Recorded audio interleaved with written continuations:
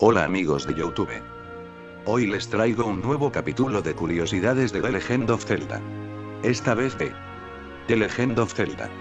Del primer título de la franquicia. Así que no hay mucho de qué hablar de este juego como en los otros vídeos de curiosidades. Ya que en esos tiempos The Legend of Zelda apenas era un experimento. Tal vez ni siquiera se llegaron a imaginar que este videojuego llegaría a cambiar el mundo. Pero en fin. Hablamos del primer Zelda, así que no hay cameos o referencias.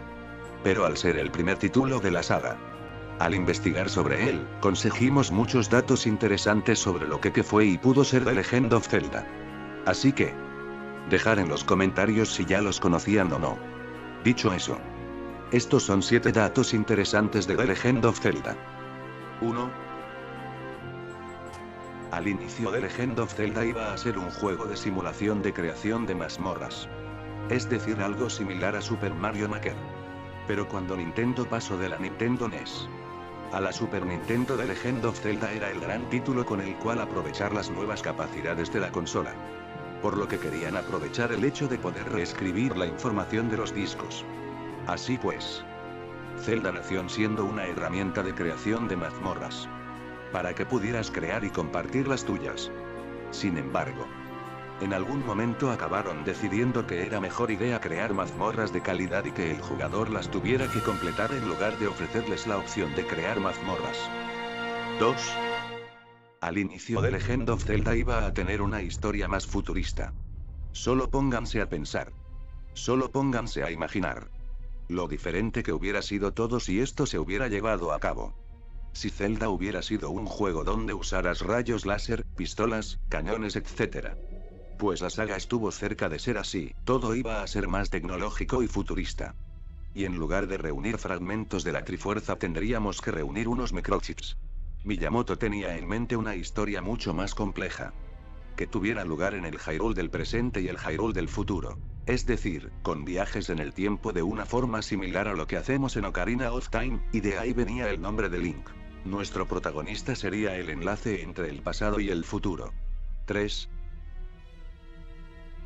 Originalmente Link empieza con una espada. Aunque no parezca, esto también pudo cambiar bastante la saga, ya que no hubiera existido la frase de "es peligroso ir solo". Y ese es uno de los mejores recuerdos de todos, ya que ese fue el inicio de la saga. Pero originalmente el juego comenzaba con una espada, ya que ¿por qué la espada es entregada por un anciano en un lugar tan extraño? Pues para hacer el juego un poco más confuso. Nintendo se centró mucho en The Legend of Zelda antes de su lanzamiento, pero la mayoría de los jugadores se quejaron de que el juego lleva a confusión o directamente tienden a perderse sin saber qué hacer. Pero Nintendo se enojó por esto y Miyamoto insistió en hacer cambios que lo convirtieran todavía más complejo, incluyendo el hecho de comenzar la aventura sin medios para defenderse. La lógica que tuvo Miyamoto para hacerlo tan complicado es que los niños compartieran entre ellos información y fomentar de esa forma el sentido de comunidad en torno al juego, y vaya si funcionó. 4. Link ignora la prohibición religiosa de Nintendo. Nintendo en su versión americana tenía prohibición expresa de utilizar imágenes religiosas y referencias a ellas, y sin embargo en Zelda, estaba lleno de ellas. Algunas de estas referencias fueron censuradas. Por ejemplo, el libro de la magia fue llamado la Santa Biblia en Japón.